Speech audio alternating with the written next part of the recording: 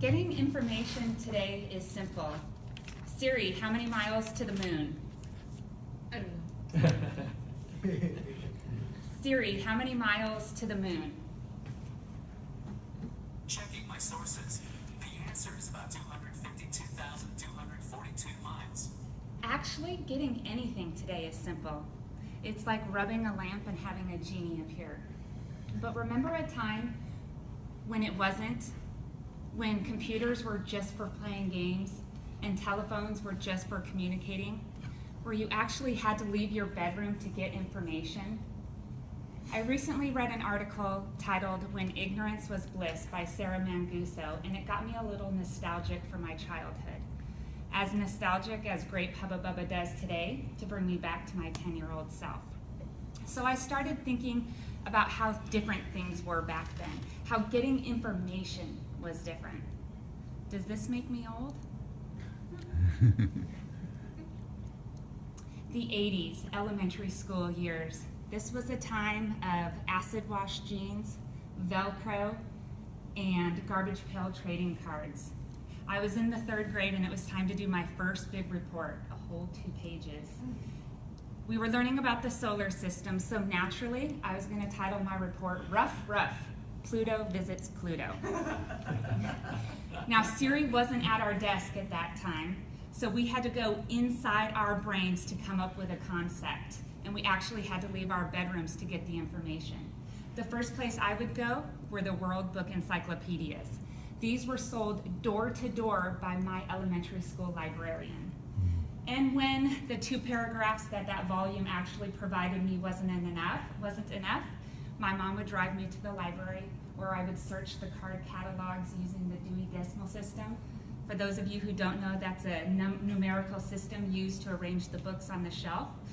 When, if you were actually lucky that your book was there, you'd pull that book, take out that index card from that glued on pocket that's inside the cover, take it to the desk, sign your name, and the librarian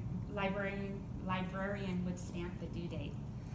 Then came the fun part, the artwork. This was a time, a concept of clip art was just a gleam in some yet-to-be programmer's eye. I would scour racks of magazines, my mother's old magazines, looking for that one picture for my report. It's not easy for everybody to picture the idea of a floppy-eared dog getting out of his built-for-speed rocket ship and landing on Pluto. Then came 5th grade, where I was introduced to music. I would spend hours trying to figure out what George Michael was trying to sing to me. Wake me up before you go, don't leave me hanging on a what? I would put in a cassette tape and record the radio all weekend long, hoping that they would play that one song again so I can find out what George Michael was hanging on to. If I got it, I would hit play, stop, rewind until I could get mostly the right lyrics. Then the awesome 90s came. These were my high school and college years. This was a time when digital video recorders didn't come standard with every television purchase. When all too many times I would come home from softball practice, turn on my VCR, only to stare at a blank screen where my Beverly Hills 90210 should be playing. I forgot to set the timer for PM, not AM. So I would have to call up my best friend on a telephone that was just a telephone to find out if Brenda and Dylan broke up or not. Mind you, this was a time when long distance calls were expensive, caller ID didn't exist, and 3-way calling was a luxury.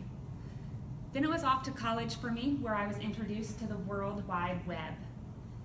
I remember my first college assignment. It was a list of 5 questions in today's time that were really pretty simple to find, where in just a few minutes I would dial up that internet, a few long minutes actually dial up, where if you were lucky you would get connected.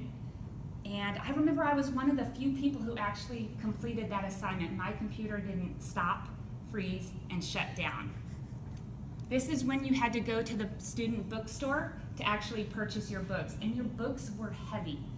There was no such thing as ebooks or light as air laptops to do your homework on, and you had to stand in lines to actually register for those classes. or you could call up where you were put in a queue for a couple hours. Back then, well, today it seems that imaginations are on a continuous loop, what with YouTube, on-demand programming, and literally everything available on the internet. Back in my day, flexing your imagination muscles was equivalent to being on Muscle Beach in Santa Barbara. The pride you took in coming up with that one unique idea was like bench pressing that 100-pound dumbbell. Today, registering for college, ordering a wedding dress, or getting your groceries online can be done in the comfort of your PJs, and you don't even have to leave your couch.